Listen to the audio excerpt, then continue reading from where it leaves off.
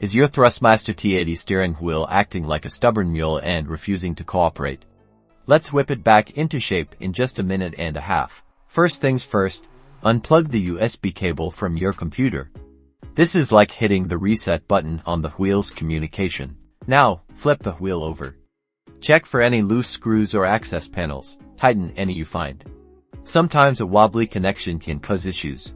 Plug the USB cable back into a different USB port on your computer.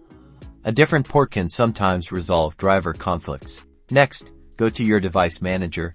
You can find this by searching for it in the Windows search bar.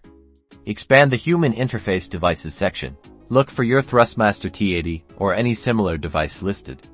Right-click on it and select Uninstall Device. Don't worry, Windows will reinstall it automatically. Head to the Thrustmaster support website, search for the T80 and download the latest drivers. Even if you think you have the latest ones, a fresh install can often fix hidden problems. Once installed, open the Thrustmaster control panel, calibrate both the wheel and pedals.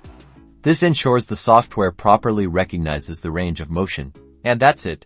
Now you should be back in the driver's seat, enjoying smooth and responsive racing action.